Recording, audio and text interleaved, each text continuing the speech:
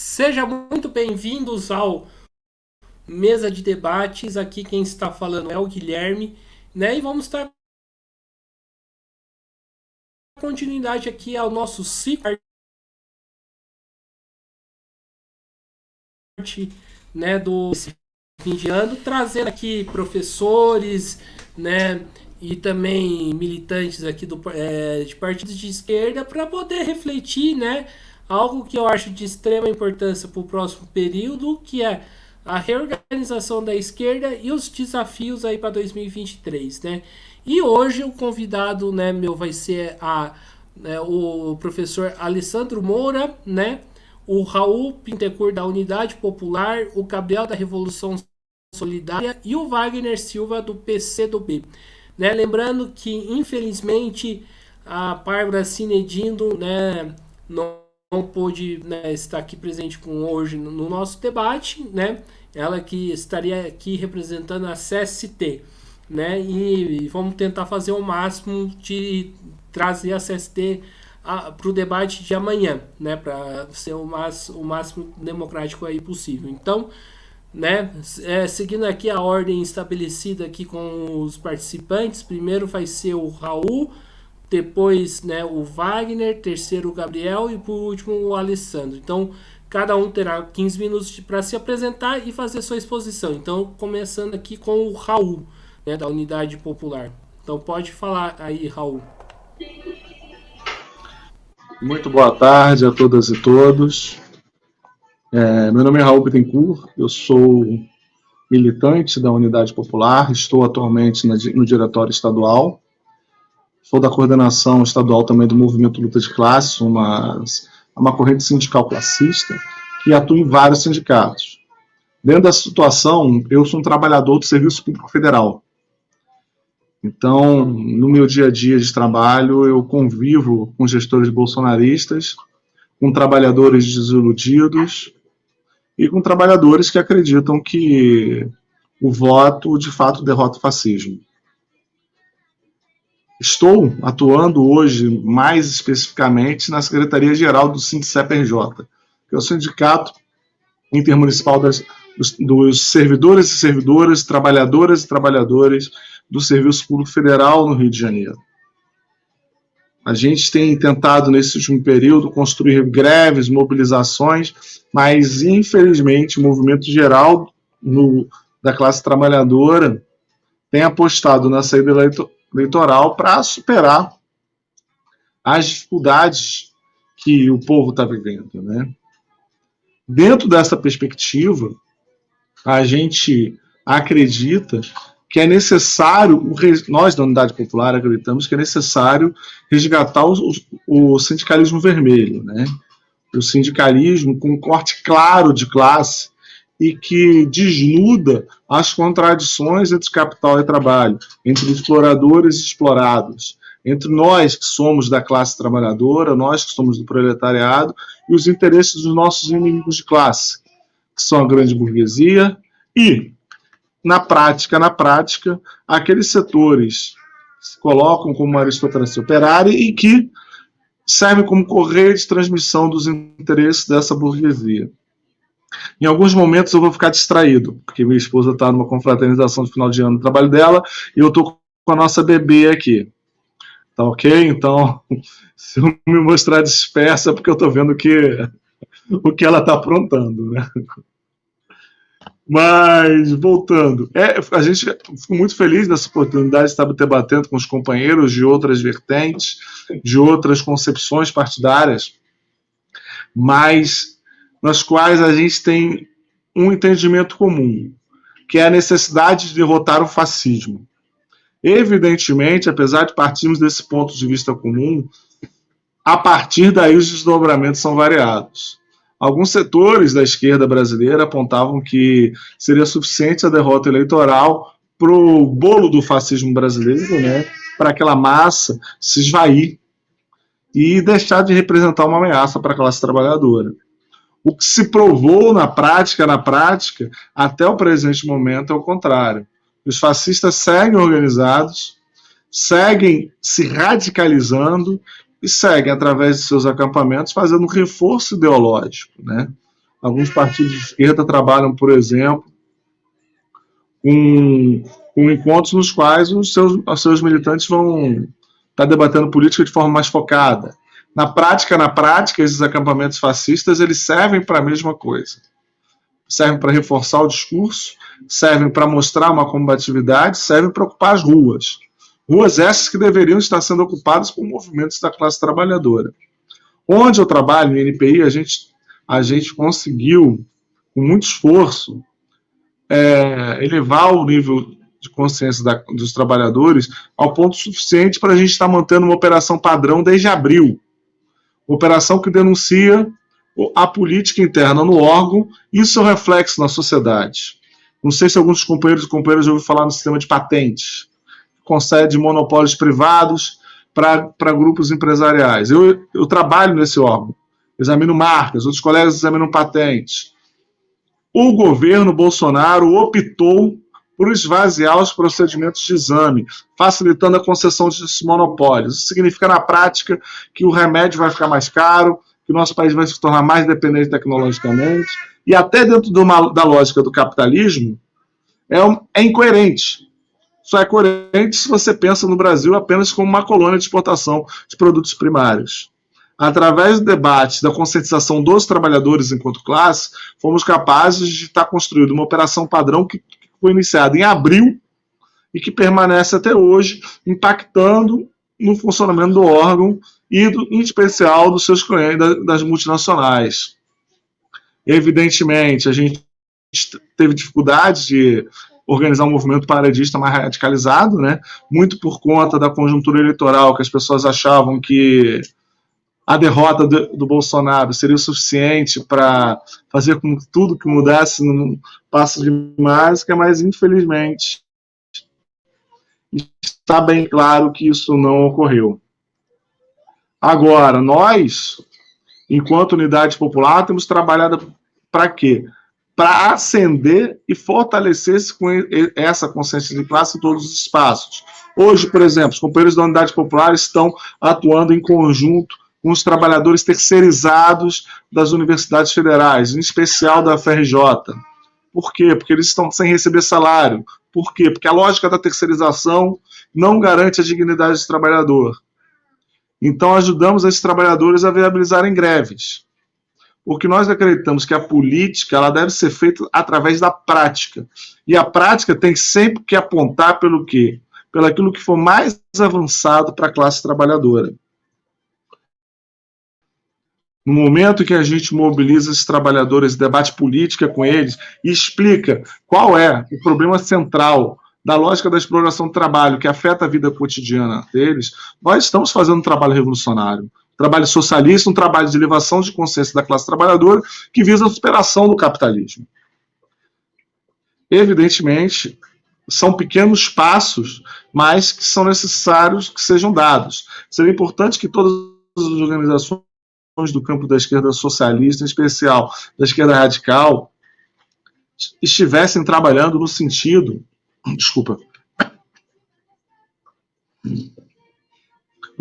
de fazer esse fortalecimento das bases dos movimentos populares.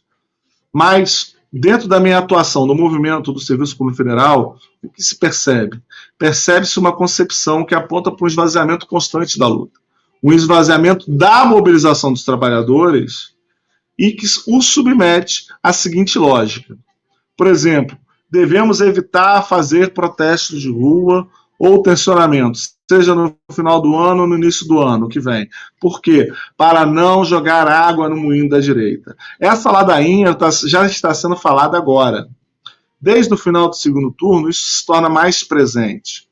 Só que precisamos entender que o governo do PT não é um governo revolucionário. O governo com o qual Lula foi eleito também não é. Ele compõe com uma série de setores que estão disputando política e ideologicamente o Estado. E se nós, que somos representantes da classe trabalhadora, nós que somos filhos e filhos dessa classe explorada, não atuarmos politicamente, nos mobilizando, a outra classe, a classe que está mobilizada, que utiliza, por exemplo, os humores do mercado para pressionar o governo, ela sim atuará de forma determinante para ver os interesses dela atendidos.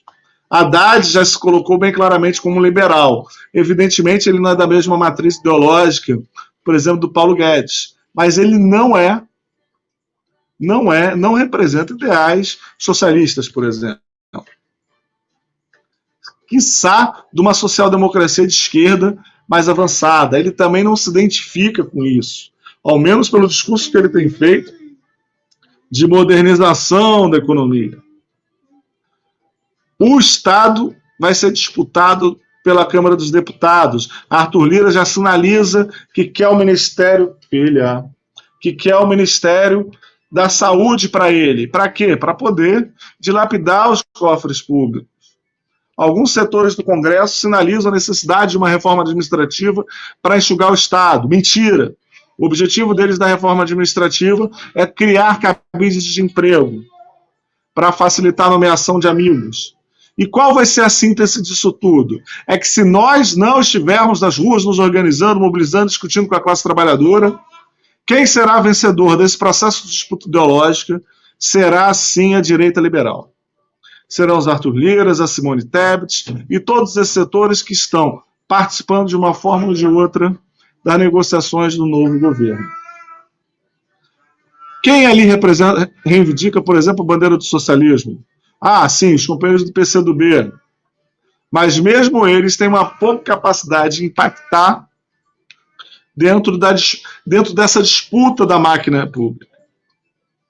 Inclusive porque a gente sabe que um fator determinante, além das ruas e da pressão do mercado, é a contagem de garrafas no Congresso Nacional. Isso determina o peso que alguém vai ter no governo. Se nós não temos garrafas e se nós não temos o apoio do mercado, muito pelo contrário, só nos resta a mobilização de rua. É necessário fazer uma reforma administrativa? É. Mas que reforma é esta? É uma reforma que amplia o acesso a direitos essenciais, que considera a moradia um direito fundamental, que considera o acesso à água, que considera o acesso à luz, à educação e a todos os serviços públicos que são necessários para a classe trabalhadora viver. Mas não é essa reforma administrativa que esses setores querem. É necessária uma reforma tributária. Mas que reforma é essa? A que reduz a tributação sobre o lucro, que reduz a tributação dos grandes empresários? Ou uma reforma solidária, uma reforma que tenha como cunho social e que seja, assim, uma reforma capaz de combater as desigualdades. Hoje, quem mais paga imposto no Brasil é a classe média baixa. Rico vai utilizar os mesmos 20, 30 litros de combustível para deslocar o mesmo trecho que um trabalhador. Só que o peso da tributação nos itens de consumo é onde o Estado brasileiro arrecada boa parte do seu financiamento. E é que pesa no bolso de quem? Da nossa classe, da classe trabalhadora. É urgente uma reforma que aumente o escalonamento da tributação sobre o imposto de renda. Hoje nós trabalhamos com 3 faixas, que termina em 27,5%. E uma faixa que pega basicamente a classe média. Você não tem uma faixa de 35, não tem uma faixa de 40 para tributar sim quem ganha mais dinheiro nesse país. Nós não temos uma tributação sobre lucros e dividendos. E essa é uma demanda que o mercado quer combater a todo momento. O discurso dos agentes de mercado é que é impensável fazer no Brasil esse tipo de tributação. E o que nós faremos? Deixaremos ampliar os tributos sobre os alimentos? Ou vamos discutir, por exemplo, o papel nefasto da Lei Candir no Brasil, que só serve para subsidiar o grande agronegócio? A gente vai discutir como pagar dívidas, a dívida pública para o sistema financeiro, ou vamos discutir se essa dívida de fato existe, através de uma auditoria que avalie de fato quanto se deve e se deve-se alguma coisa de fato a esses setores. Isso não vai ser obtido de graça. Isso só vai ser conquistado com muita luta, com mobilização e discussão com os trabalhadores e trabalhadoras, discussão com os estudantes, uma discussão que tem que ser feita com corte de classe, respeitado, evidentemente, as especificidades dos companheiros e companheiras negras, LGBTIA+, mulheres, etc. Pois esses setores também têm as suas especificidades que precisam ser respeitadas dentro desse processo maior. Nós, da Unidade Popular, acreditamos que a mobilização permanente da classe trabalhadora vai ser essencial. Hoje, por exemplo, a gente está apoiando a ocupação Luiz Gama, no centro do Rio de Janeiro, e que veio uma ordem de um desembargador que falou: desocupa em 24 horas sob pena de R$300 mil. Essa ocupação se deu em um prédio que está abandonado há 10 anos, de uma empresa que não paga impostos. Em momento nenhum, ele se preocupou com a cobrança de impostos para melhorar os serviços públicos, né? Mas ele se preocupa em garantir o sacrossanto patrimônio privado, mesmo que seja para isso, mesmo que para isso precise deixar um montão de gente na rua. Calma, filha. Desculpa eu, às vezes, ter sido um pouco devanear um pouco aqui, mas é um prazer estar aí com vocês. A única certeza que eu tenho no governo Lula será um governo de muita luta. Luta para garantir que sejam feitas políticas que atendam a necessidade de mudanças estruturais no Brasil, que garantam direitos para os trabalhadores e que não sejam de fácil reversão. Porque todas as conquistas feitas nos governos anteriores foram revogadas com canetaços de Bolsonaro ou com acordo com o Centrão no Congresso Nacional. Sem mobilização popular, a gente não vai ser capaz de reverter esse desmonte. Sem mobilização popular, não seremos capazes de fazer mudanças que sejam duradouras e que sejam incorporadas no inconsciente coletivo. E só para fechar, muito obrigado a todos e todas.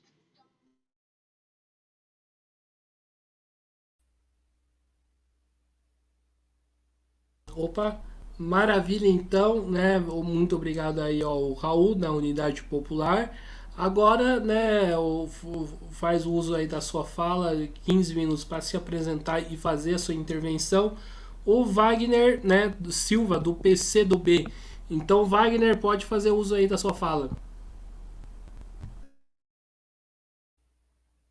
Boa noite, companheiros, boa noite, companheiras, a todas e todos.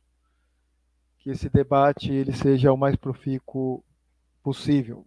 E vamos aqui fazer um esforço para trazer uma contribuição para enriquecer, inclusive mais ainda, o debate e da conjuntura nacional, da conjuntura internacional até, né, uma inflexão, e dentro disso o que está acontecendo, né, diante de tantas transformações profundas que nós estamos passando aqui em nosso país. Meu nome é Wagner Silva, eu sou militante do PCdoB há 34 anos, faço parte do secretariado do Comitê Municipal do PCdoB desde 2020. Já fui militante estudantil, movimento secundarista também, né? E também dentro da juventude da classe trabalhadora na época que eu era bancário. Camaradas e companheiros, nós estamos vivendo em uma situação onde cada dia que vem um soco da extrema-direita estava não somente atordoando a nós do campo mais da esquerda, mas como a sociedade como um todo, né?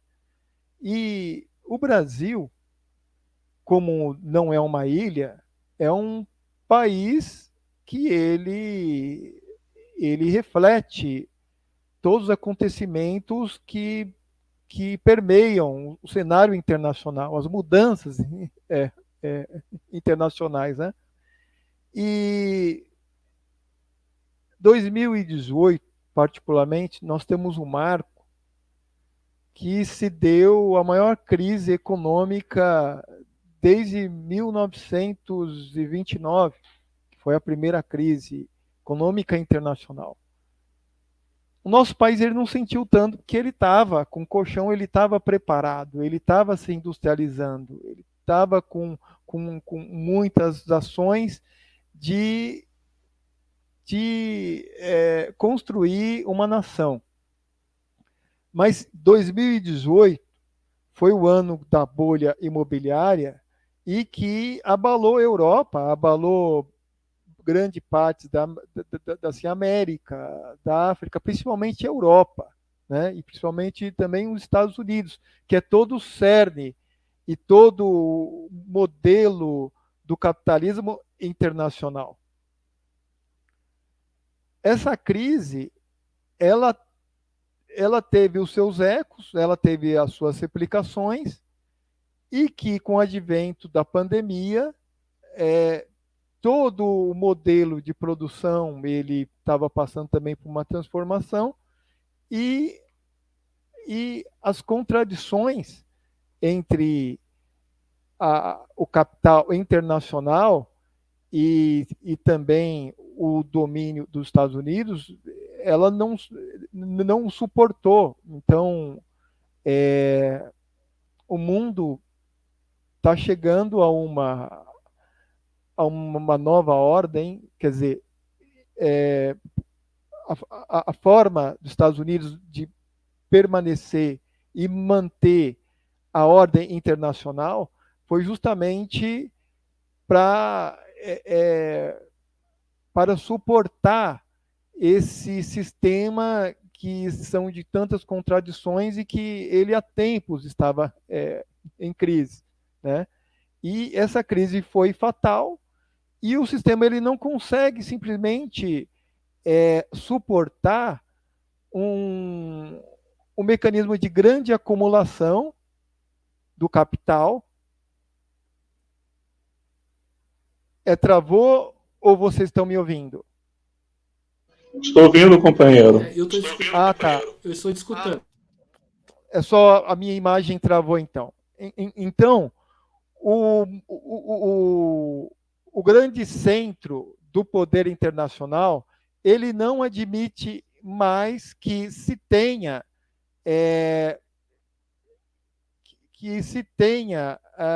democracias. Então, as democracias dos países estão ruindo, porque justamente para manter esse sistema perverso, ele não permite que se tenha um mínimo de democracia, que justamente que tem todos os sistemas de controle que foram corroídos e foram destruídos pelo governo Bolsonaro. Dessa forma, a gente pode ver o que aconteceu na América Latina, né? Como Paraguai, Argentina, Estados Unidos, Brasil, né? Brasil, o Chile, que mais?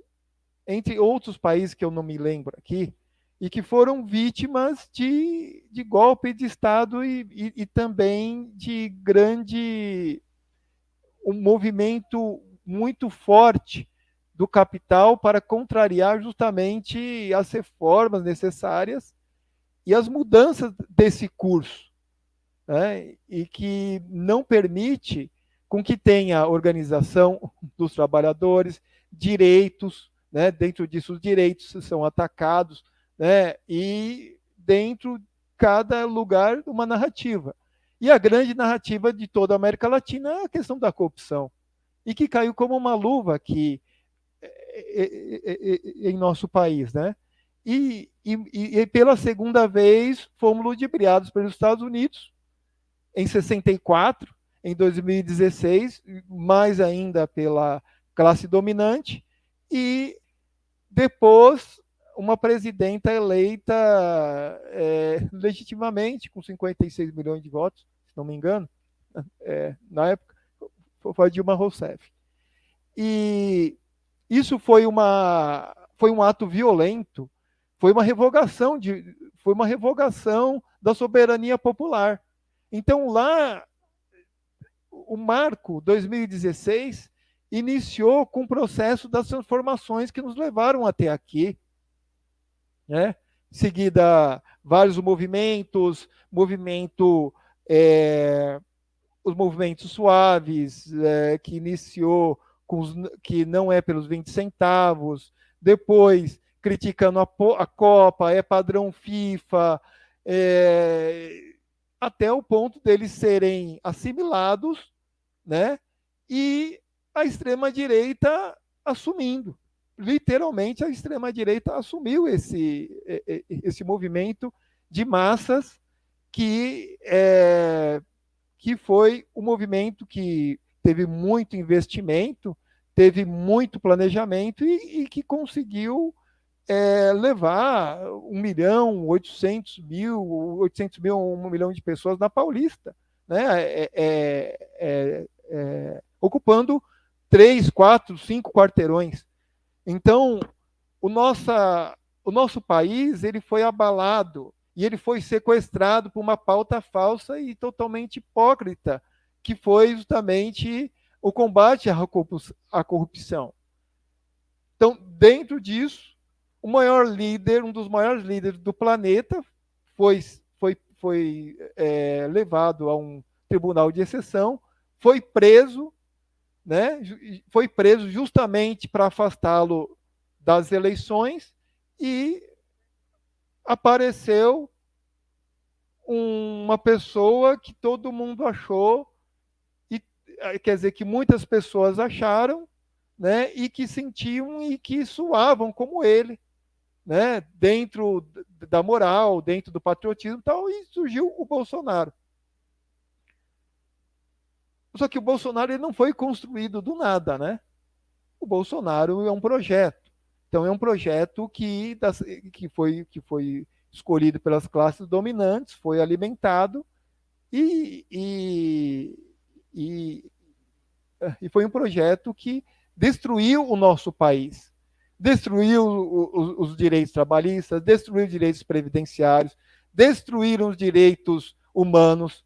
A pauta civilizacional, como um todo, foi totalmente destruída. Inclusive, a cultura, educação, a verdade, né, a história. Né? Então, ao invés disso, foi colocado a conspiração, a pós-verdade, né? Toda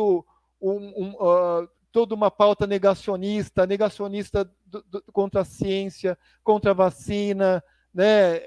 Contra os professores, contra a educação, que os alunos são maconheiros, são abortistas, né? Colocou um grande intelectual, uma grande inspiração para a educação internacional, que é o Paulo Freire, que nunca teve currículo nenhum aqui de Paulo Freire, e essa narrativa ela ressoou dentro, por 4 longos anos, como se o grande problema da nossa educação foi Paulo Freire.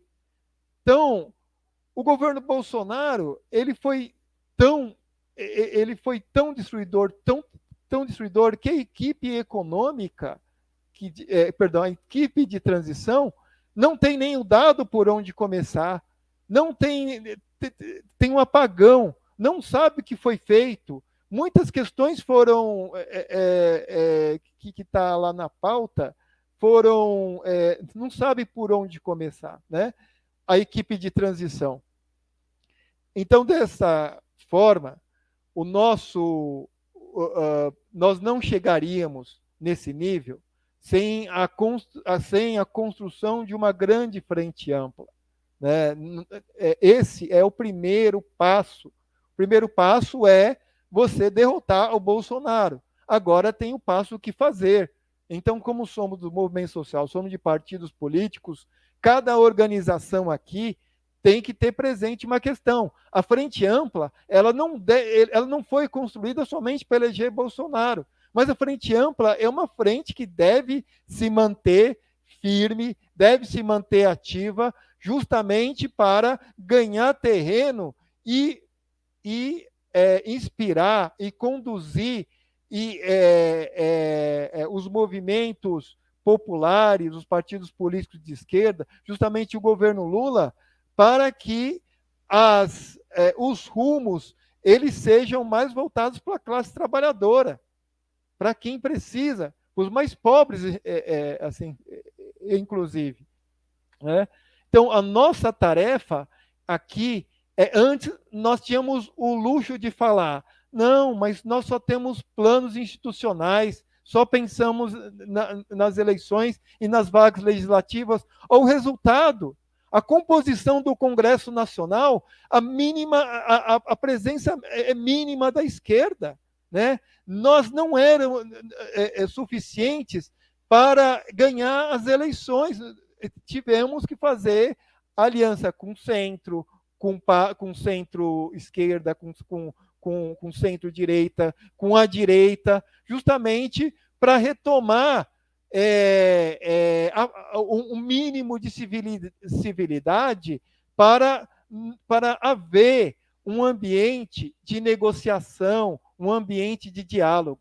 Então, nós temos a nossa tarefa justamente ampliar esse diálogo, levar isso para a sociedade e propor uma pauta de construção, de reconstrução do nosso país. E reconstrução, aquilo que eu digo, inclusive, são as políticas públicas, principalmente, para que nós tenhamos musculatura e desenvolvimento de musculatura para exigir certos rompimentos que tem que fazer. E um deles é justamente com o mercado financeiro.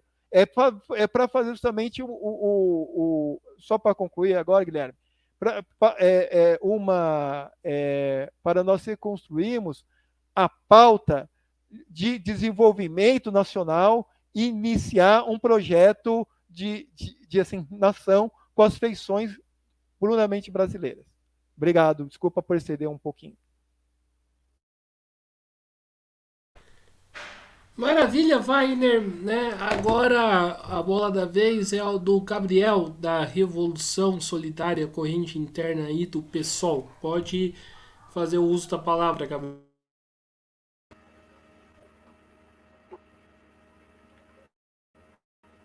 Primeiramente, uma boa noite a todas e todos. Vocês me escutam bem? Essas lives, essas coisas pela internet são sempre complicadas, né? Primeiro, me apresentar. Meu nome é Gabriel Perdigão.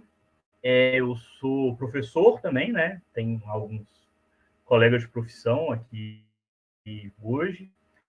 Sou também, principalmente, por estar aqui hoje, né? Brigadista das Brigadas Populares. Sou membro da Revolução Solidária do PSOL e nos últimos anos sou também doutorando, né? Doutorado é uma coisa que a gente começa e não sabe quando termina, né? A gente vai indo, porque as coisas, especialmente durante a pandemia, foram bastante complicadas no nosso mundo. A gente está vendo o que está acontecendo com as universidades, né? Mas, enfim, o tema que a gente veio tratar aqui hoje, ele é um tema que é bastante grande, né? Bastante complicado, espinhoso para a gente falar, mas é fundamental a gente ter espaços como esse, né? Espaço em trazer posições de organizações de diferentes atuações. Então, eu vou tentar fazer, por aqui agora na minha fala, bem marxista, né? Então, partindo ali do geral para o particular, fazendo esse movimento e tentando entender qual é o panorama que nós temos, principalmente. Porque é aquela coisa, né? Fala a gente ter uma análise de conjuntura acertada para que a gente possa elaborar a nossa atuação, pensar a nossa tática e conseguir refocar o nosso horizonte estratégico, né? Enfim, é muito bom também falar depois dos camaradas, porque diversos pontos eles já foram adiantados aqui, né? Então eu vou tentar bater mais uma vez na tecla da crise do capital. É inegável, a gente vive hoje um importante momento de crise mundial do capital. Se essa crise é uma crise cíclica dentro do esquema das crises capitalistas que a gente estuda com certa... já é quase lugar comum falar das cíclicas, né? A gente tem exemplos importantes que vão debater isso no mundo inteiro e aqui no Brasil. Ou se essa crise é uma crise estrutural, o que isso significa? Que essa crise é uma crise e, pela própria estrutura interna do capitalismo, é uma crise insolúvel, né? Essa discussão é uma discussão fundamental, mas que, infelizmente, a gente não tem tempo de fazer aqui, e é uma discussão que está se desenrolando. Então, é fundamental que isso, né? Acertar em o tipo da crise que a gente vive hoje traz grande diferença para como nós vamos atuar na realidade, né? No entanto, um elemento dessa crise fica muito claro para a gente. É a reestruturação mundial do capital, né? A gente percebe que o capitalismo no mundo inteiro, enquanto sistema, vem se reestruturando, né? Esse ciclo de crise, ou esse momento de crise, ou essa crise que vai ser, a partir de agora, uma crise duradoura, se for uma crise estrutural, provoca essa reestruturação do capital. E o que isso significa? Aí, vindo de um período de expansão capitalista, aconteceu no mundo inteiro uma série de transformações nos processos produtivos, nas estruturas econômicas nacionais, que produziram importantes mudanças, né? O importante dessas transformações aqui no Brasil. Em outros lugares do mundo, a gente também teve esse ciclo de transformação. No entanto, com essa crise que começa a se avizinhar ali, que tem sua explosão a partir, esse capital que estava se expandindo para outros lugares do mundo, ele começa a retroceder, ele começa a se restringir de que ele volta a migrar para o capitalismo, usando aqui essa expressão, que não é uma expressão muito clara, né? Mas essa expressão de centro e periferia do capitalismo. Onde que a gente consegue ver isso? Por exemplo, um dos grandes motes do Donald Trump, a campanha dele, era o quê? América para os americanos, America First, né? O que era essa ideia? Era redirecionar os capitais americanos alocados ao redor do mundo a produção nos Estados Unidos, né? Transformando ali os processos produtivos internos e, por conseguinte, deixando ali que essas estruturas estivessem operando em outros lugares, né? Isso leva no mundo inteiro, esses momentos de crise são muito importantes para a gente perceber isso, né? Um movimento importante de intensificação na extração de mais-valia. O que significa essa intensificação da extração de mais-valia? Significa um aumento da exploração do trabalho no mundo inteiro, né? A gente vive hoje um ciclo muito importante de uma brutal da exploração do trabalho no mundo inteiro. Isso leva a que diversas respostas sejam colocadas para essa crise, diversas tentativas de explicar e de reagir a esse aumento, a essa intensificação na exploração do trabalho aconteçam no mundo inteiro. Por um outro lado, também por conta dessa crise, toda crise é expressão ideológica conservadora, né? E essa não é diferente. No mundo inteiro, a gente vê se alastrando um grande movimento internacional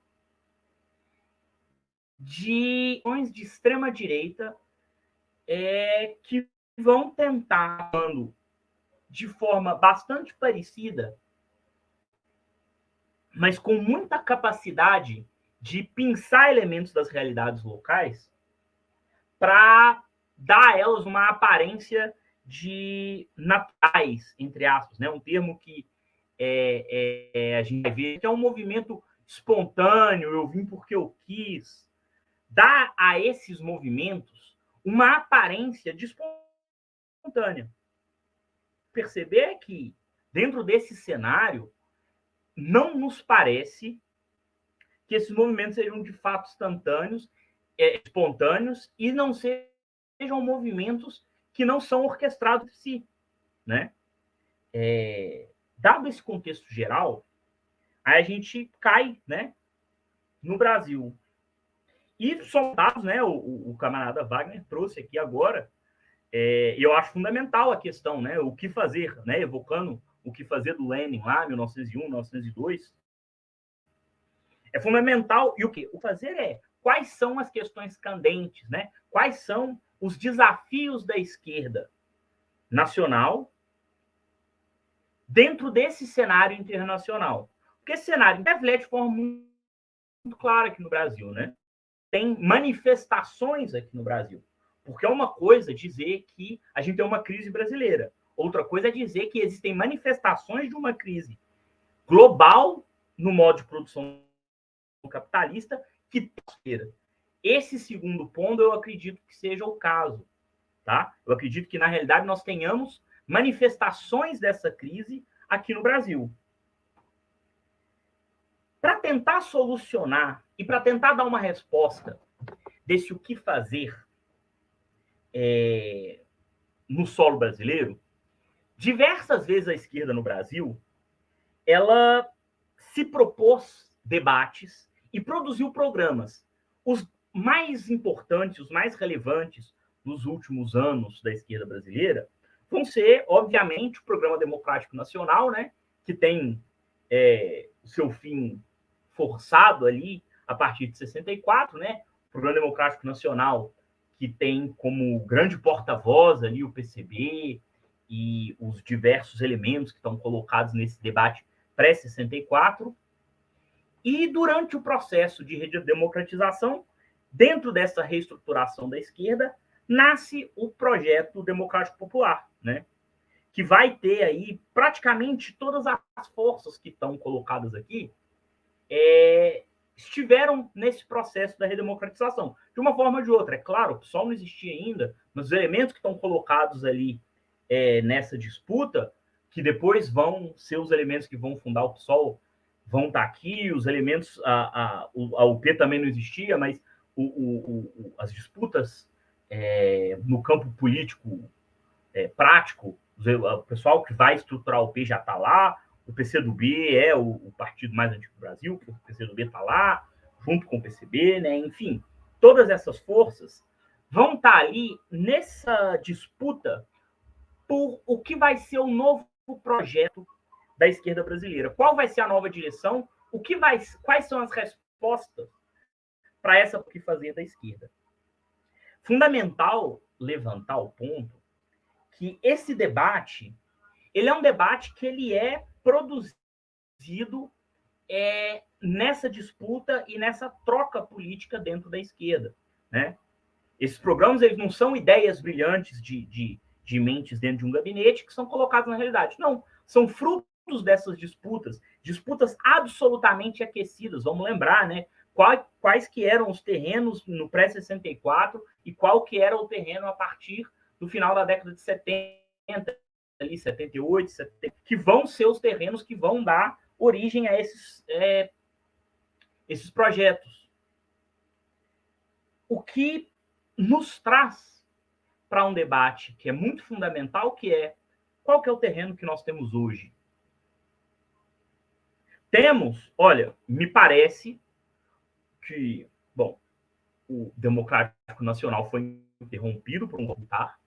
O Projeto Democrático Nacional, me parece que, dados os últimos eventos históricos dos últimos anos, me parece estar esgotado de alguma forma.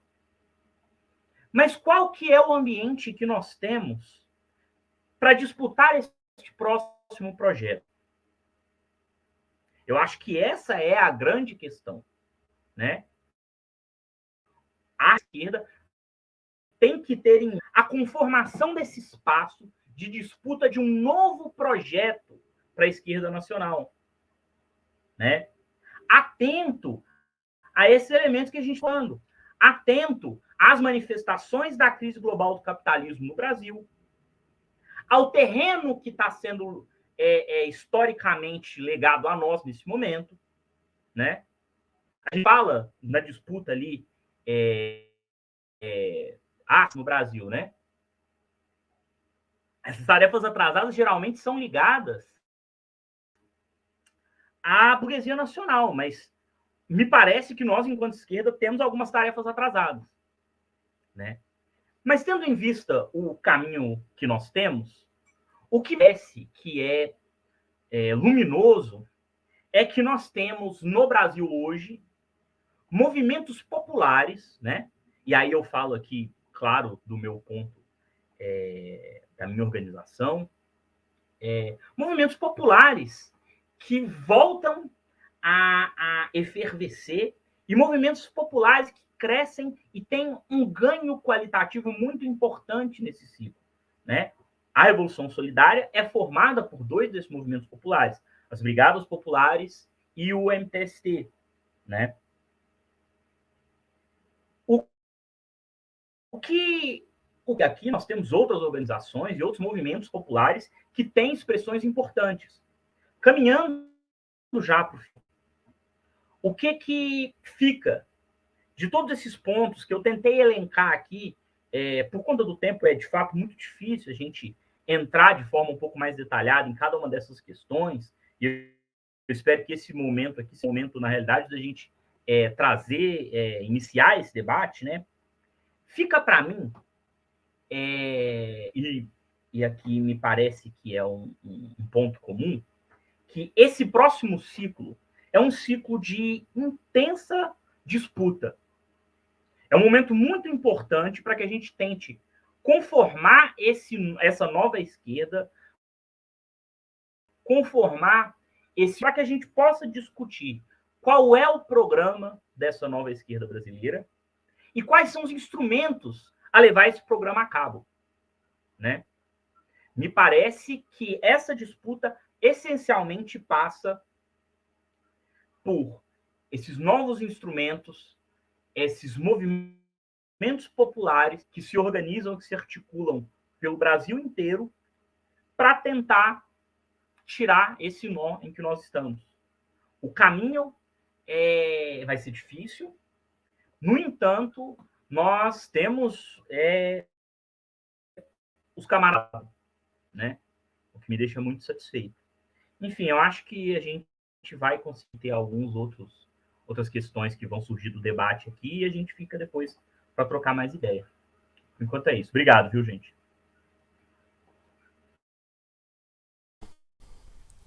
Maravilha. Agora, para finalizar essa primeira parte do bloco, né, o professor Dr. Alessandro de Moura, né, que vai fazer uso da fala por 15 minutos. Pode falar, Alessandro. Boa noite, pessoal. Tudo bem com vocês? Meu nome é Alessandro, eu sou professor de Sociologia, História. Meu mestrado foi sobre o movimento operário do ABC, em São Bernardo do Campo. Eu fiz um doutorado também sobre o movimento operário em Osasco, em 68, depois da reorganização em 78 no ABC, e o movimento operário em São Paulo. Eu fiz uma comparação entre os três movimentos.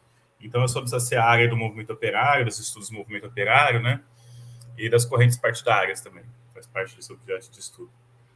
Eu acho que é interessante a gente partir muitas das coisas que os camaradas já falaram, aí já adianto algumas coisas que eu tenho acordo também e tal, e algumas outras tem algumas divergências, né, mas tudo isso acho que fortalece o debate.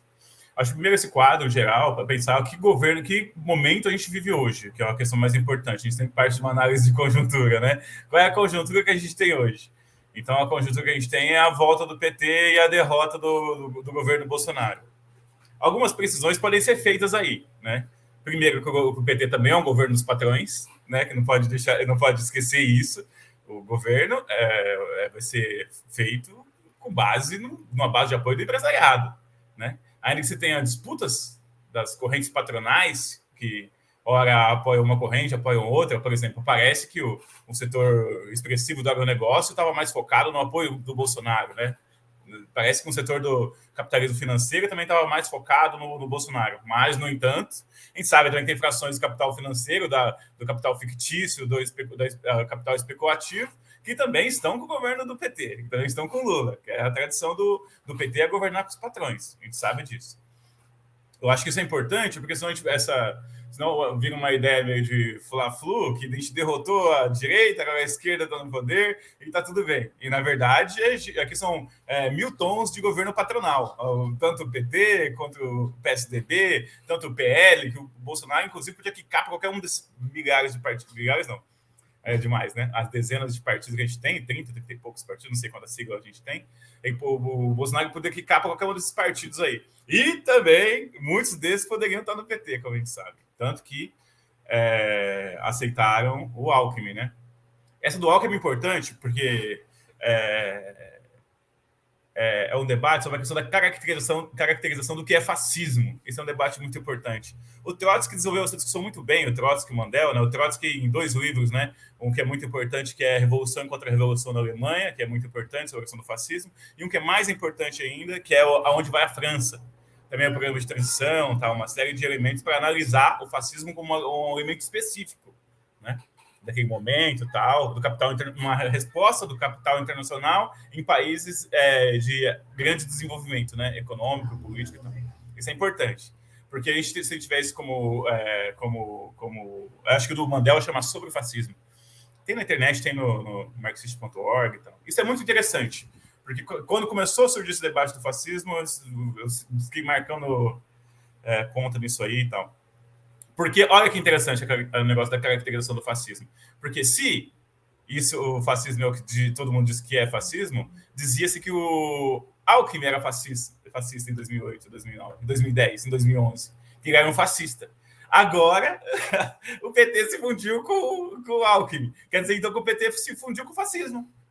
Mas não, é por isso que é importante a precisão histórica. O PT não se fundiu com o fascismo. O PT é um partido que trabalha para o patronato, trabalha para o empresariado, também vai trabalhar para o agronegócio, vai tentar se fundir com todos os setores da burguesia, suas diversas frações do capital, tentar conciliar essas frações e tentar agradar ao máximo a classe dominante, e na possibilidade de usar uma parte desse bloco do fundo público, que as diferentes frações disputam o fundo público, né?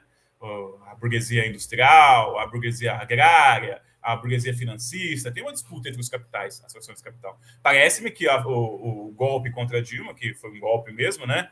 Tal, mesmo ela trabalhando para o capitalismo, mesmo ela trabalhando para a burguesia quis trocar ela do poder. Não foi a primeira vez. Fez isso com o Vargas também. O Vargas também trabalhava para a burguesia, ele era um protofascista, né? Teve até campos de concentração em várias regiões do Brasil, né? Durante o governo Vargas, e a galera ainda assim derrubou ele, né? A burguesia, ela troca os seus representantes, ela joga na lata do lixo, assim como fez com o Juscelino Kubitschek, assim como fez com o João Goulart, assim como faz com qualquer um dos seus representantes. Ela usa o tempo que for necessário e depois joga fora, né? Isso é uma característica da burguesia. A burguesia não tem apego aos seus líderes, assim como ela pegou o Lula também, que trabalhou para ela, e depois jogou na cadeia, porque ela queria trocar. Percebam, não porque o PT não estivesse disposto a aplicar um plano de austeridade, não porque o PT não estivesse disposto a tirar direitos da classe trabalhadora. O PT fez isso muitas vezes. A gente foi para as ruas contra o PT várias vezes, contra políticas do PT, né? Políticas equivocadas, que atacavam direitos dos trabalhadores, que atacavam direitos do funcionalismo público, que atacavam professores, que atacavam verbas para a universidade. A gente tem que ter caracterizações mais precisas para a gente poder ter uma ação clara na luta de classes. A luta de classes é uma ação de intervenção na realidade, né? Então, para isso, a gente precisa ter políticas claras. Naturalmente, essa questão da caracterização sobre a crise econômica é muito importante. A gente vem de uma crise de acumulação muito importante desde os anos 70. O Mandel tem um livro muito importante sobre isso, chama A Crise do Capital, né? Tem outros também, o Brenner, o Robert, uma série de outros autores se debruçam sobre esse tema, né? Mas acho que uma das que mais se destaca, uma das primeiras e mais profundas, foi a do Mandel, a crise do capital. Então, uma crise que se arrasta desde o final dos anos 60 e explode com grandes dimensões dos anos 70, né? Começo dos 70. Essa crise ela se arrasta, tem alguns momentos de recuperação, né? E a gente está vendo a mesma crise até hoje, uma crise que ela tem momentos de aprofundar e recomposição da acumulação de capital. Essa é uma coisa importante. E a gente viveu um período de crescimento econômico internacional, que foi esse período de 2003 até 2010, 2011, se quiser, né? Mas 2011 já começou uma crise profunda. A crise estoura no final de 2007, 2008, e ela vai chegando em formas, com temporalidades diferentes em cada país, de acordo com a sua participação no mercado internacional, né? Então, e esse momento atinge o Brasil no começo de 2010, 2011. Com um forte declínio da economia, do crescimento e tudo mais, né? Na política de empregos, gerando uma política recessiva no país.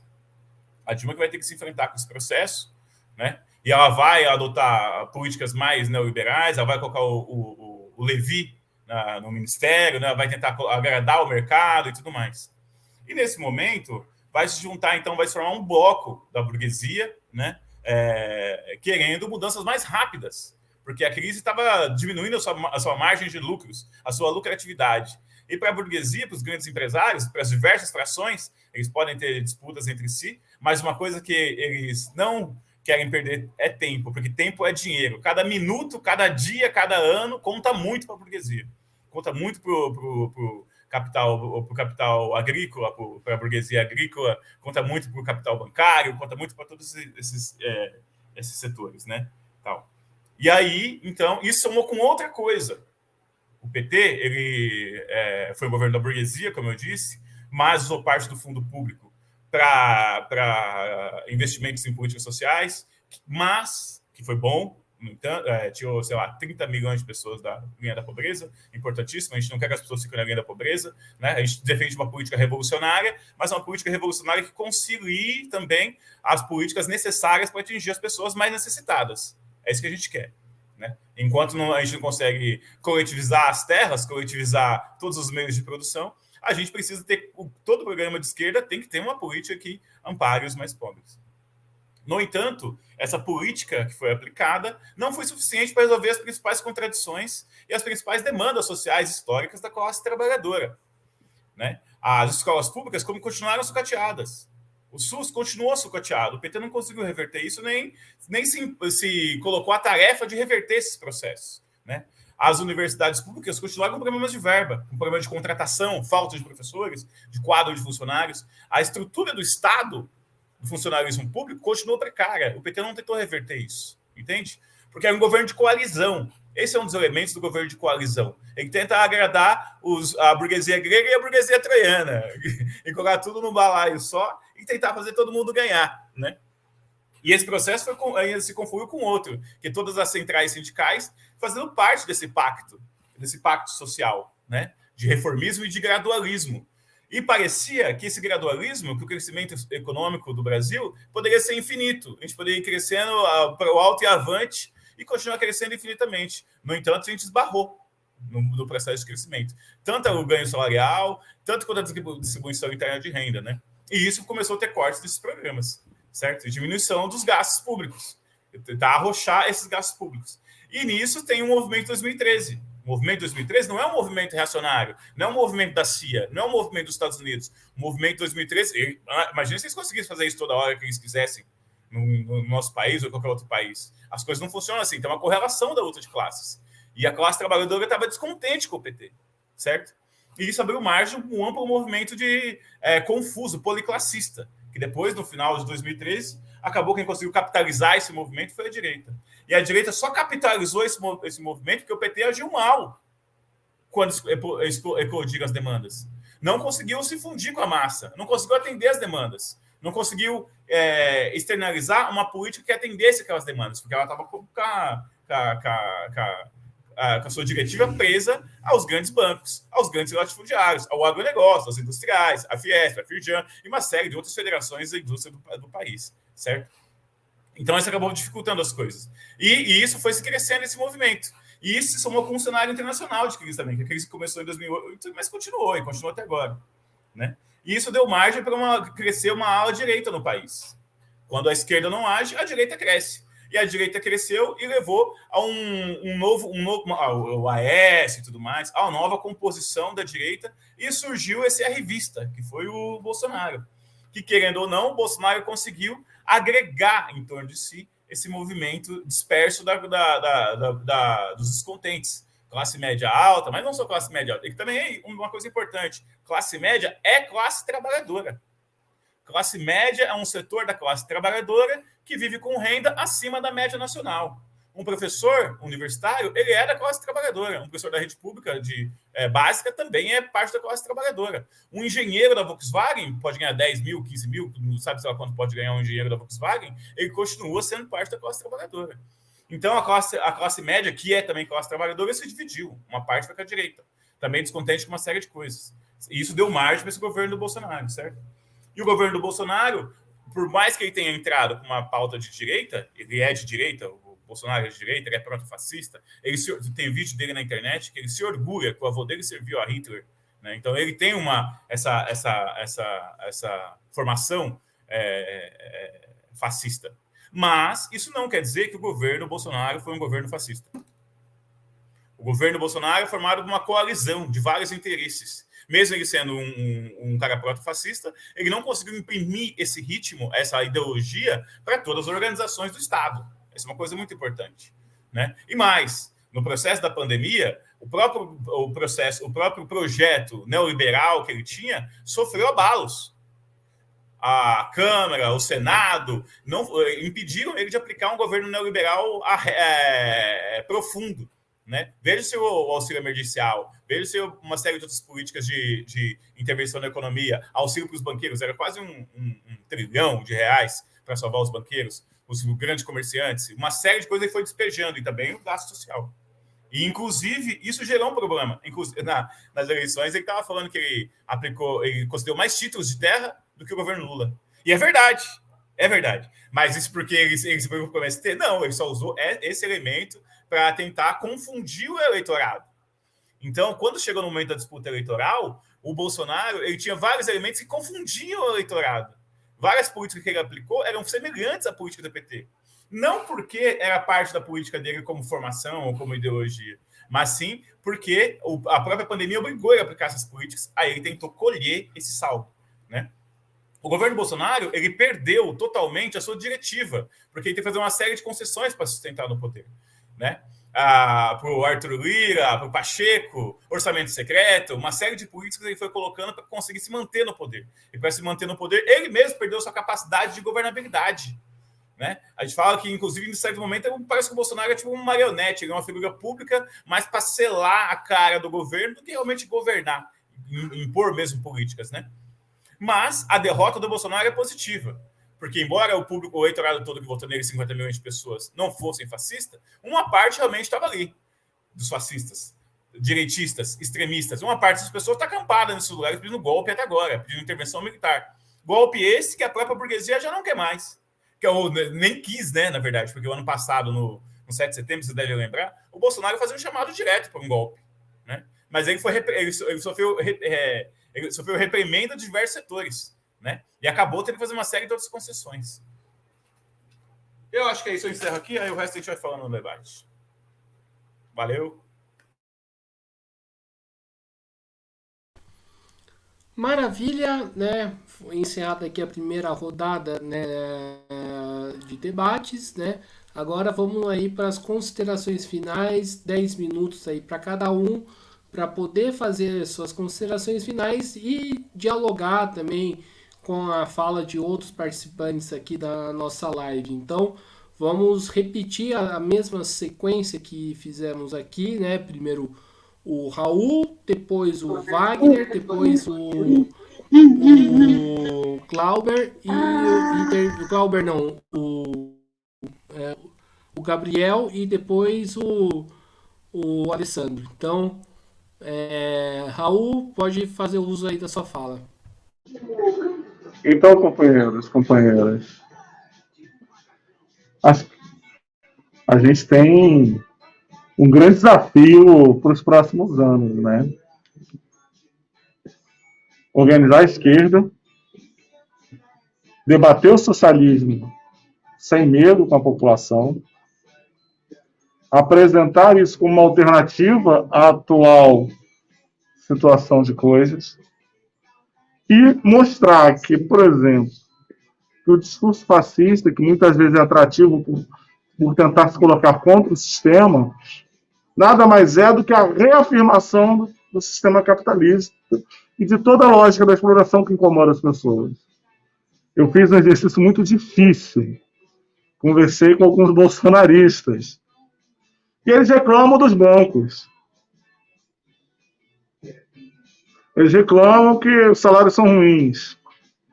Eles reclamam de várias coisas que a gente concorda que a gente tem que questionar. O único problema é que eles apontam o culpado errado. Eles apontam como culpado para os salários serem ruins os direitos trabalhistas e não a ganância patronal. Eles apontam que o sistema financeiro é uma merda que explora o povo com grandes ganhos, mas na cabeça dessa gente louca, o sistema financeiro é comunista. Então, como vamos superar isso? Primeiro, com muito trabalho de base, né? Segundo, não tendo vergonha de apresentar as propostas do socialismo para grande parte da população. E, mais importante do que isso, organizando esses milhares e milhares de insatisfeitos dentro de partidos políticos, dentro de movimentos sociais organizados, dentro de organizações da classe trabalhadora. A Unidade Popular é o mais jovem partido da esquerda brasileira. Foi fundado com militantes do PCR, do Partido Comunista Revolucionário, do Movimento de Luta nos Bairros e Favelas, do MLC, da União das Juventudes de Rebelião, de vários setores, e a gente conseguiu legalizar em 2019. Lançamos um candidato a presidente no primeiro turno, sem medo de colocar questões duras que, muitas vezes, um campo de aliança mais amplo nos impediriam de fazer. Como resultado disso, a gente chegou a quase 20 mil pedidos de filiação. Nossos núcleos estão crescendo e a grande dificuldade que a gente tem hoje é como organizar essas milhares de novas filiações, milhares de pessoas que têm ansiedades, como dar formação política e como apresentar para eles um projeto revolucionário, factível na conjuntura atual. Combater o capitalismo é ser revolucionário. Denunciar o esquema de exploração é ser revolucionário. Dialogar com aquelas pessoas que não querem dialogar conosco é sim ser revolucionário. Mas isso apenas não basta. A Unidade Popular não tem um parlamentar sequer no Congresso Nacional. Mas mesmo assim não podemos nos furtar de dialogar com parlamentares, por exemplo, do PSOL, do PT, de outras organizações, e apresentar propostas que devem ser construídas para a atual conjuntura. Nós não temos ilusão com o governo Lula. O que eu quero dizer com isso? Não achamos que ele vai fazer um governo nos termos que nós defendemos, mas também não achamos que ele vai ser uma catástrofe. Vai ser um governo que vai ser disputado pela direita. Uma direita que se aliou a Lula, no primeiro turno, mas que já teve aliado a Bolsonaro e que apoiou o golpe de 2016. É nosso papel, então, disputar política e ideologicamente os rumos do governo. Porque a gente tem certeza que vão ser feitos investimentos na área social, recomposição na área de ciência e tecnologia. A gente concorda com isso, a gente sabe que isso vai ser feito. Mas será que isso é o suficiente? No nosso entendimento, não. Precisamos fazer o quê? Disputar esse governo, disputar a sociedade, e a gente tem um temor de que quando daqui a 4 anos Bolsonaro pode voltar ou outro com o mesmo perfil, apoiados pelos setores do grande capital, e será necessário alternativas socialistas que façam contraponto a essa ideologia. E vamos e venhamos, ainda que Lula esteja no campo oposto do ponto de vista eleitoral de Bolsonaro, ele não é o lado oposto do ponto de vista ideológico. Quem contrapõe o fascismo são os comunistas, não é a social-democracia. Quem contrapõe essa ideologia de ódio é aqueles que defendem... minha filha. Aqueles que defendem a ideologia socialista de libertação da classe trabalhadora. E é essa ideologia que vai precisar ser propagandeada para enfraquecer o fascismo e apontar para o povo brasileiro uma saída para a nossa situação histórica de subdesenvolvimento, dependência econômica, de fome, de miséria, que é legado escravagista, que é legado do processo colonial e que é legado da divisão internacional do trabalho, que faz com que o Brasil seja um fazendão enquanto o nosso povo morre de fome. Só isso, muito obrigado a todos e todas, e eu vou pegar minha filha que está aprontando.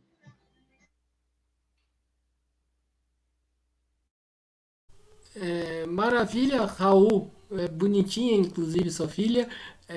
Raul, se você quiser. Bonitinha não. Linda. Bom, linda sua filha. Raul, se você quiser, né, sair para cuidar da sua filha, né, acho que, né, tá ok. Então, um forte Eu abraço aí. vou deixar aí. Eu vou deixar o áudio ouvindo, porque eu escuto, mas eu vou fechar o vídeo. Tá bom? Ok. Eu gostei de ouvir as considerações dos companheiros. Maravilha. Então agora eu passo Olha. a bola aí pro Wagner Silva, né, do PCdoB, fazer 10 minutos aí de fala e dialogar com os convidados e de considerações finais. Então, companheiros, infelizmente a minha câmera aqui deu um pau, não está funcionando. Tentei fazer alguma coisa, mas aí eu teria que reinicializar o computador, aí o debate ficaria prejudicado. Aí eu não ouviria vocês. Mas importante é que vocês estão me ouvindo e eu estou ouvindo vocês. Bom, como estamos aqui fazendo uma análise e, felizmente, nós temos pouco tempo, porque, como diz realmente o Gabriel, é uma questão que demanda mais tempo, uma análise mais aprofundada. Então, eu considero que estamos aqui pincelando, né? Então, mais uma das questões mesmo, e que eu vou voltar a bater, né? Inclusive até falaram contra, é que os Estados Unidos realmente participaram da campanha da deposição da Dilma Rousseff. Isso em conteste, né? Inclusive, não foi coincidência que em 2013 o gabinete da Dilma estava grampeado pelos Estados Unidos. Então, isso provocou, inclusive, um constrangimento internacional na Alemanha, né, com o Barack Obama. Então, isso não tem sombra de dúvidas. Mas, obviamente, que aqui a classe dominante, mais os Estados Unidos, né, eles fizeram aí um arranjo, uma movimentação tática para retirar a Dilma, né, porque não era interessante que a Dilma permanecesse, e também foi uma oportunidade para demolir, né, o governo do Lula, digamos assim, a era Lula. Isso eu acredito que para derrubar a Dilma foi um passo depois para você exterminar com o legado do Lula, ao ponto das novas gerações colocarem em dúvida o que elas passaram, né? Isso é claro. O Sérgio Moro fazia reunião com o Departamento de Estado dos Estados Unidos. Foi feito, inclusive, intercâmbio de informações e documentos. O Sérgio Moro e a equipe da Lava Jato fizeram uma reunião na Superintendência de Polícia Federal lá em Curitiba, às portas fechadas. E isso, inclusive, não poderia ter sido feito. Então, são várias infrações aí que tanto as autoridades judiciárias quanto as executivas, elas cometeram durante aí o processo, inclusive legislativa, né? Durante o processo da assim, deposição da companheira Dilma. Bom, nós estamos em uma travessia, estávamos em uma encruzilhada, porque imagina, com essa ameaça toda, se o Bolsonaro estivéssemos aqui reunidos para estar debatendo sobre a continuação do governo Bolsonaro. Eu imagino que o cenário para nós, tanto no presente quanto no futuro, seria pior. Então, dentro disso, é bom ressaltar, nós não somos suficientes, não temos musculatura para estar respondendo aos atuais desafios.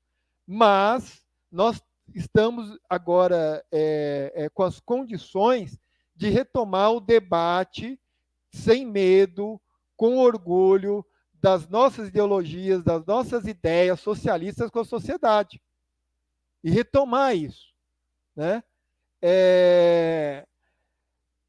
Temos que jogar um esforço para que a reforma trabalhista ela seja revogada, que um passo para fortalecer os movimentos sociais é retomar justamente a vivência dos sindicatos, a vivência do sindicato, dos trabalhadores, retomar esse debate da importância da organização dos trabalhadores. E eu acredito que nesse íntere que os trabalhadores ficaram sem nenhum tipo de organização, eles sofreram muito e sabem que muitas pessoas estão fora do mercado de trabalho, inclusive estão em um mercado informal, né, sem registro, fazendo rapa, justamente por conta da ausência de uma legislação trabalhista que ampara o conjunto, que ampare e que dê direitos, e que dê, inclusive, a condição da classe trabalhadora se reunir.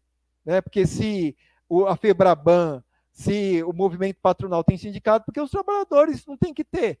Então, esse que é a questão, essa que é a pergunta que tem que se fazer para a classe trabalhadora que nega o sindicato.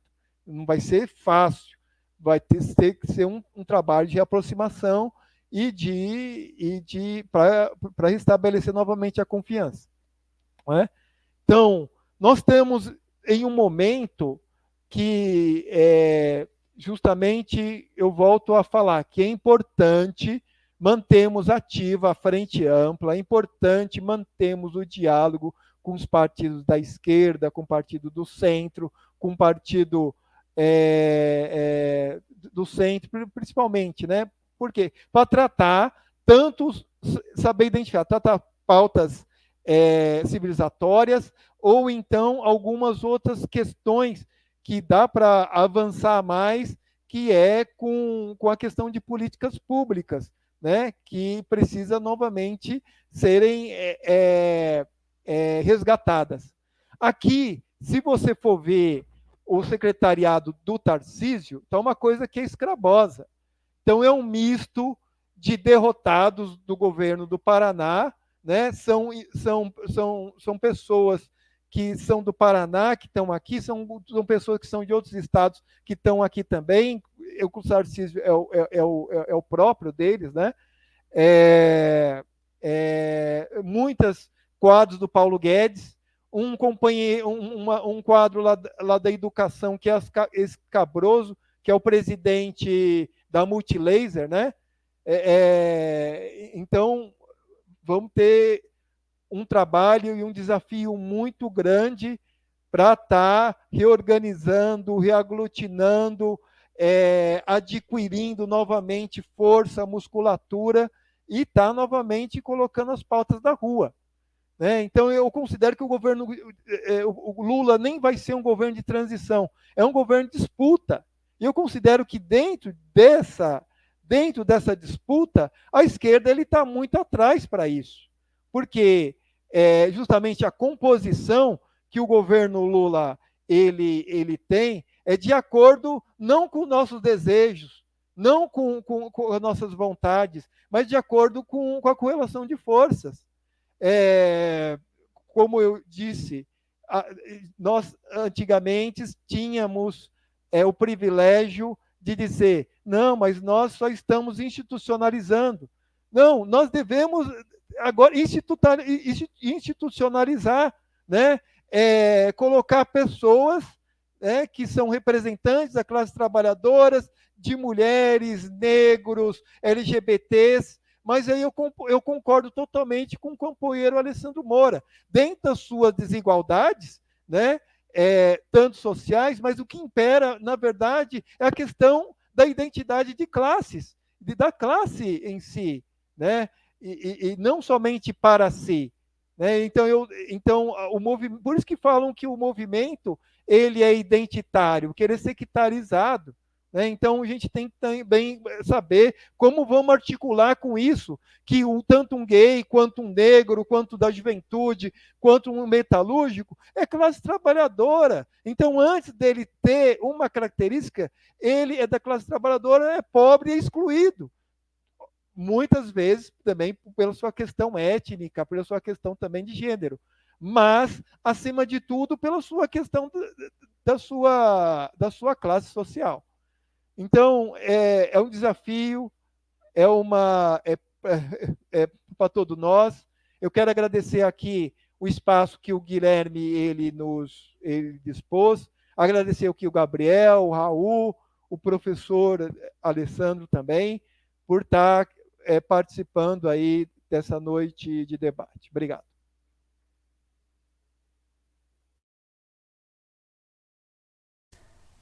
Maravilha, Wagner. Agora a bola da vez é o Gabriel Perdigão, da Revolução Solidária. 10 minutos aí de fala para poder dialogar com os convidados aqui e também fazer as considerações finais.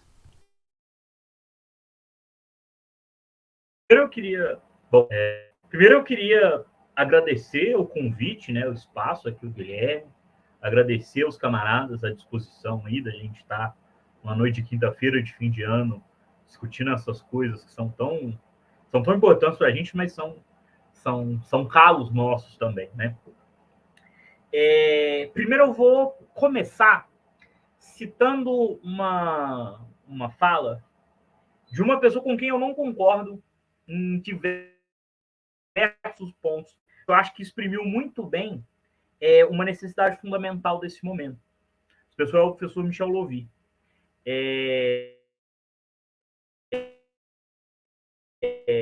Assim, é um momento em que está colocada na mesa, no nosso momento histórico, uma necessidade fundamental de reconstruir um horizonte de grande transformação da nossa sociabilidade, né?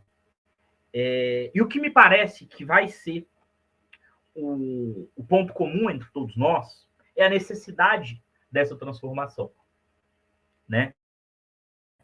Por isso, um outro ponto é o a Marx, né? E aí eu coloco aqui enquanto ponto de honra teórico, para mim, talvez mais do que para qualquer outra coisa, eu não sairia daqui satisfeito se não marcasse essa questão da necessidade de voltar nossos olhos e nossas elaborações nessa direção.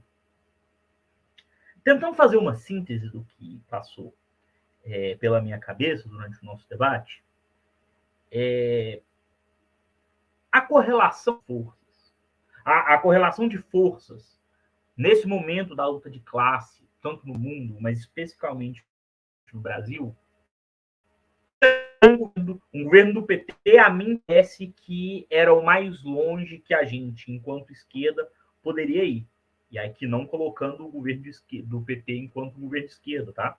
Mas me pareceu que foi o possível ir antes da conjuntura, mas isso fala fundamentalmente de nós enquanto esquerda. Do que na última quadra da história nós fomos capazes de articular, né? E aí me parece que algo que é muito fundamental é que a esquerda não é simples, né? O nosso objetivo, a nossa luta é muito maior que o controle do Estado conformado como ele está. Eu acredito, inclusive, que a nossa luta é muito maior que o Estado enquanto forma de mediação social. Mas isso é uma outra conversa, né? Que a gente também teria que ter algumas horas para discutir. O papel da esquerda revolucionária, né? Acredito que no próximo ciclo é fundamental e expansão das nossas bases organizativas. Isso é fundamentalmente feito, claro que com instrumentos tradicionais que a gente sempre usou, com sindicatos, com partido, mas acredito que um dos atores privilegiados desse novo ciclo são os movimentos, né? E aqui batendo novamente nessa tecla, acredito que só a partir de uma rediscussão do que a forma partido quer dizer para a gente, né? De qual é o papel desses movimentos, qual é o papel dos atos, e nos recolocando. E aí é aquela coisa, né? Sempre cobram da gente uma autocrítica da esquerda. Autocrítica não é pedir desculpa. Autocrítica é rever a nossa forma de atuação e de luta e alterar ela com o terreno que a gente está. Só assim essa esquerda, e em especial um campo no qual eu me coloco, e acredito que todos os outros camaradas aqui também, de uma forma ou de outra, assim, a esquerda revolucionária vai ser capaz de disputar o horizonte da esquerda com o PT. Né? E aí aqui eu roubo, e aí de alguém que eu gosto muito, né? Roubo do Marx lá no 18 de Brumário, né? Quando ele fala que a revolução do século XXI, no caso dele, a revolução do século XIX, a revolução do século XXI retira sua poesia do futuro. O que isso significa? A necessidade fundamental que a gente tem de reconstruir esse horizonte de transformação. Reconstruir essa perspectiva, reorganizar a nossa tática e recolocar o horizonte revolucionário, né? E trazer de volta esse horizonte estratégico que a gente, durante 100 anos, vem discutindo. Né? Reconstruir esse horizonte e reorganizar as bases são duas das tarefas fundamentais que nós temos nos próximos anos. Né? E eu acredito que isso se dá de uma forma muito específica. Né? Isso se dá com os dois pés no barro. Quando eu digo os dois pés no barro, essa reorganização e essa reconstrução se dá por dentro desses movimentos, se dá com os pés no chão das ocupações, se dá dentro das fábricas, se dá com a organização dos trabalhadores, mas com os olhos para o futuro, com os olhos para a construção desse horizonte e para a consecução, né, para a gente conseguir produzir essa revolução que a gente tanto fala, né? Inclusive rediscutindo que revolução é essa, né? Voltando a me apropriar lá do Marx, do início do Capital, né? A necessidade agora é a gente produzir uma sociabilidade que seja capaz de, ele fala isso em relação à mercadoria, a fruição da mercadoria é para satisfação dos desejos do estômago e da fantasia. Essa nova forma de relação social que a gente quer produzir, ela é para isso. Ela é para alimentar as nossas necessidades do estômago, mas também da fantasia. Reconstruindo esse horizonte, recolocando uma alternativa de existência a essa forma de sociabilidade capitalista na qual a gente vive. Esse é a questão, não da esquerda brasileira, mas da esquerda mundial, reconstruir esse horizonte. A reconstrução desse horizonte aqui no Brasil passa, acredito eu, por aquilo que eu falei na minha última intervenção, né? A disputa por um programa, a construção desses novos instrumentos, necessariamente vão surgir as figuras que vão estar aí disputando não só os cargos eletivos, mas as figuras enquanto os movimentos, os partidos, mas é claro, os indivíduos também. Temos aqui, né, um camarada valorosíssimo, o Léo Péricles, que foi candidato a presidente da UP, ele é aqui de Belo Horizonte também. Tive o prazer de 15, 16 anos conhecê-lo no movimento secundarista. Tornou-se, e aí talvez uma das figuras eminentes dessa disputa no Brasil nos últimos anos, o Guilherme Boulos, que é uma das figuras importantes da Revolução Solidária, mas tantos outros camaradas que estão por aí, né? A Sofia, do PCB, que foi lançada candidata a presidente na última eleição, né? Aqui em Minas Gerais, a Bela foi eleita deputada estadual, em São Paulo, a Ediane, que foi eleita também deputada estadual. Enfim, essas figuras estão aparecendo.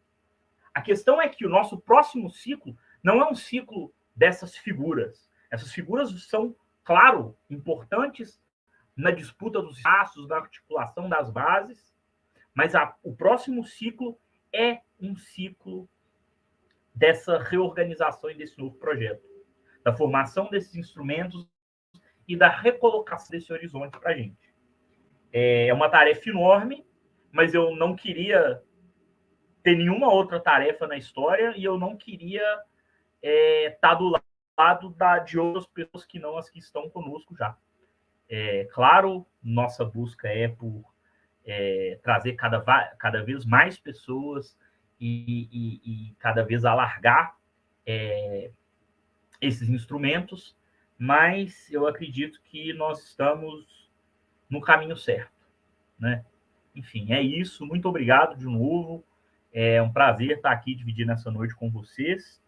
E fico à disposição para a gente continuar conversando, né?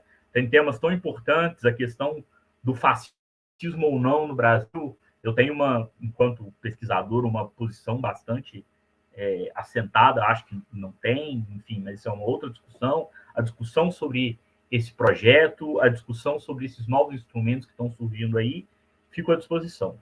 Tá joia? Muito obrigado.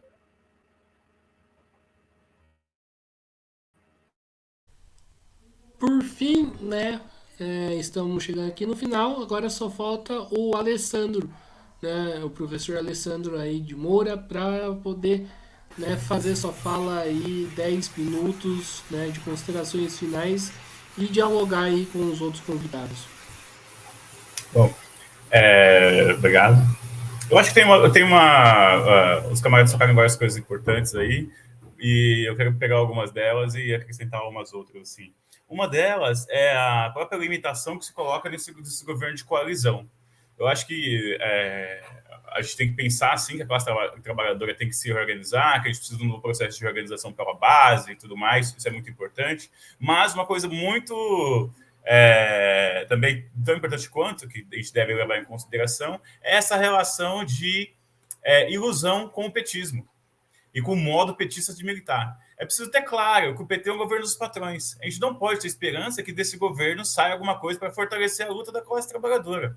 O petismo, o modo petista, ele tem uma forma de atuar. A forma dele atuar é por cima, é com os acordos, com a patronal, inclusive com o empresariado. Não dá para esperar que o PT vá organizar movimentos. Eu acho que o Gabriel não quis dizer isso, né? Eu não quero, como eu estou falando na sequência dele, eu não quero deixar quem tenha falado isso.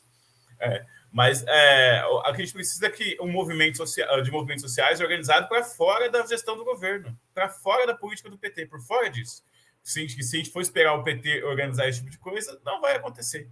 Né? O PT não vai organizar comissão de fábrica, o PT não vai organizar sindicatos combativos, né? O PT não vai fazer esse tipo de coisa. Ele quer guardar suas energias, todas as energias, para o calendário eleitoral. É isso que faz sempre.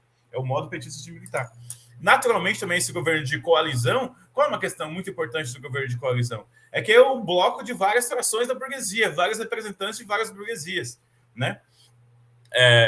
Coincidentemente, a maior parte deles são milionários. Joga no grupo para ver depois. A maior parte dos nossos deputados são milionários. São 513 deputados federais, acho que 1.050 deputados estaduais, tal. Uma porrada de cara, todos eles são milionários. Esses milionários vão atuar para quem? Eles vão atuar para a burguesia. Então, por todos os campos, né? E o governo tenta coxambrar isso aí, tentar equilibrar esses representantes da patronal, os interesses da patronal, para conseguir manter o seu cargo, né? Se manter na gestão do Estado, no âmbito do Estado. Então, qual é uma consequência disso? É que a corrupção é um elemento estrutural desses governos. E eu não ficaria surpreso se explodir outro escândalo de corrupção no PT. Porque é parte desse toma lá da cá, né? Mas, se conseguir instituir algumas coisas já podem ser consideradas pequenas conquistas, né? Por exemplo, conseguir direcionar parte maior do fundo público para investimento social. Isso é muito importante, né? Acabar com essas emendas de relator que o Bolsonaro instituiu para conseguir governar, né? O orçamento secreto. Uma série de coisas que foram colocadas pelo governo, revogar a reforma trabalhista, revogar a reforma da Previdência. Eles vêm dificultando a possibilidade dos trabalhadores conseguirem se aposentar. O Lula já falou que não quer fazer isso, não quer revogar essa reforma. Tem que ser revogado. A gente precisa pensar o que fazer com essa população que está abaixo da linha da pobreza, né? Essa coisa do PEC de gastos aí é um movimento que eu acho que ajuda, né? Que, atualmente, por exemplo, esses dados que estão sendo divulgados sobre a questão do desemprego mascaram o desemprego. Porque estou considerando como um empregado a pessoa que faz bico, a pessoa que vende coisa na esquina, né? Naturalmente, isso é forma de adquirir uma renda, mas é uma renda instável, né? Que a pessoa não consegue fazer um planejamento familiar. Se você vai comprar coisa no mercado para vender na rua, para conseguir levantar um dinheiro, você não consegue ter estabilidade no seu ganho. Você não consegue ter férias, 13º, direitos sociais, direitos trabalhistas básicos. Então, isso tem que ser revogado. Mas o PT já disse que não quer fazer isso, que não vai fazer isso. O bloco de aliança com a patronal impede de pensar essas coisas, né? Então, uma pressão tem que ser no sentido de conseguir pautar essas coisas, né? Essas demandas sociais históricas, né? A própria questão das verbas para a educação, da questão do contratamento a contratação de professores, de funcionários do serviço de saúde, né? Para funcionários públicos no geral, que está extremamente precarizado. Porque isso é parte da proposta da patronal, né? Qual é a proposta? Nesse momento de crise, o que você faz? Você arrocha salário, você diminui salário, contrai salário e faz a população trabalhar pelo menor salário possível para conseguir uma forma de incrementar os lucros da patronal, né? Isso sem contar a questão do acesso ao fundo público, que a patronal não abre mão disso, né? Então, na verdade, a disputa, por exemplo, mesmo essa coisa que fala do teto de gastos, que também tem que ser... obviamente tem que ser derrubado, né? Porque o teto de gasto é para gasto social, para investimento patronal não tem teto de gasto, né? Para precatório não tem teto de gasto, né? Para dívida pública não tem teto de gasto. Você pode ampliar isso à vontade que não tem teto. Aí quando vai falar de uma bolsa, quando vai falar do auxílio gás, esse tipo de coisa, para manter as crianças na escola, aí tem que ter teto de gastos. Então você vê que realmente algumas coisas são mais fáceis de fazer, né? Que parece que esse próprio governo de coalizão consegue fazer.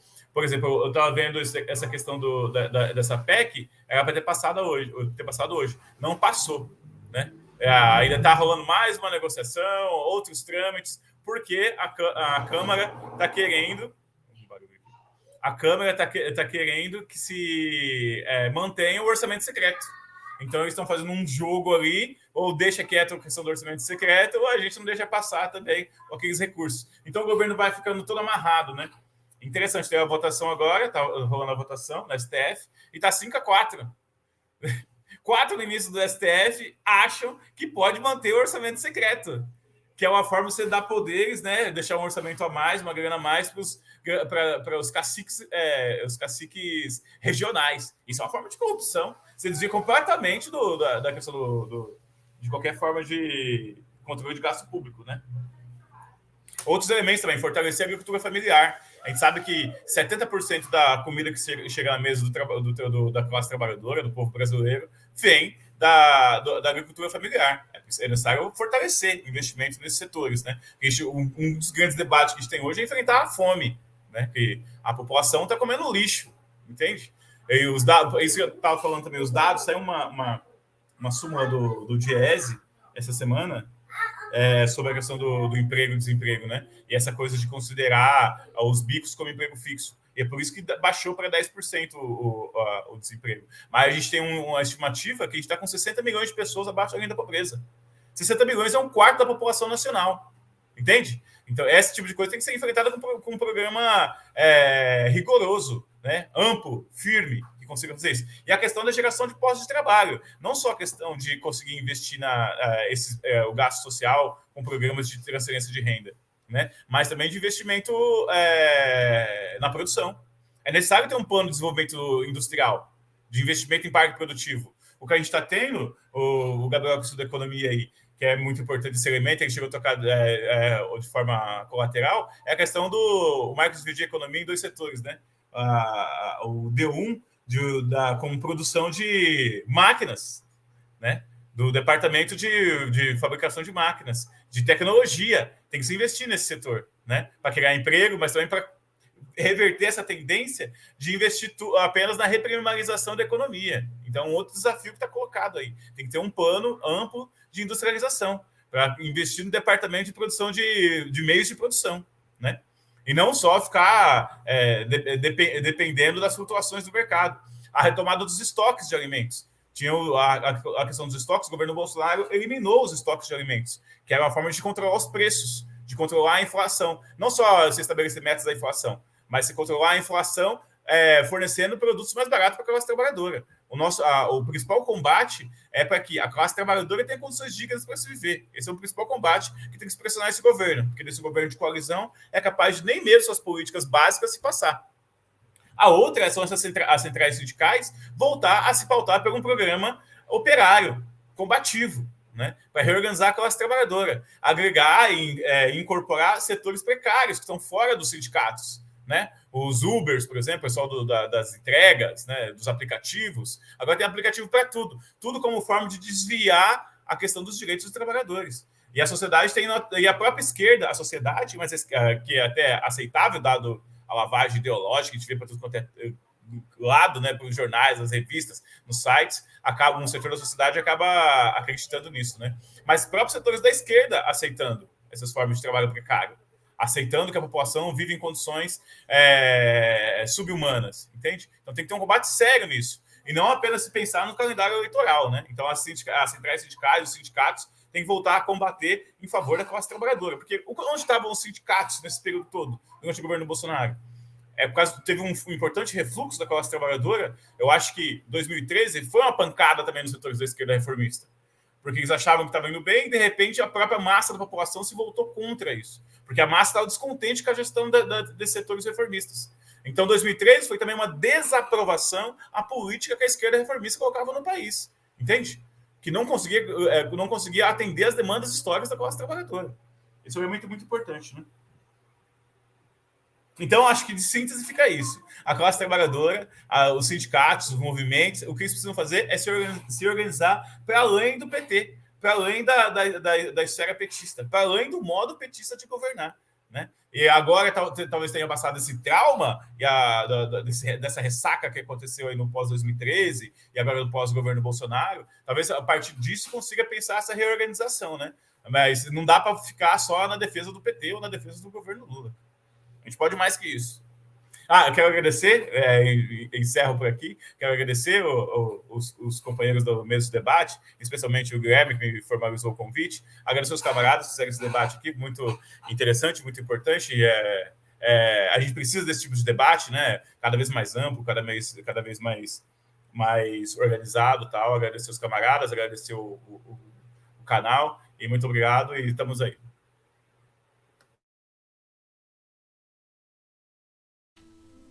Enfim, é isso aí, pessoal, né?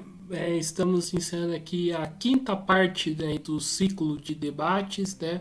Quero aqui agradecer ao Wagner, ao Gabriel, ao Raul e ao Alessandro, né? Estou, né, contente aí com o nível e a qualidade aí do debate, né? E quero agradecer também os ouvintes que nos acompanharam e que vão nos acompanhar ainda, né, futuramente, né?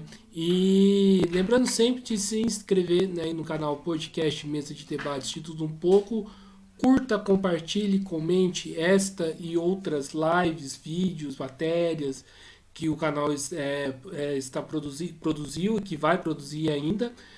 Também curta a nossa página do Facebook, Podcast Mesa de Debates de Tudo Pouco, e siga a gente no Instagram, Mesa de Debates. Então, forte abraço aí a todo mundo e fui!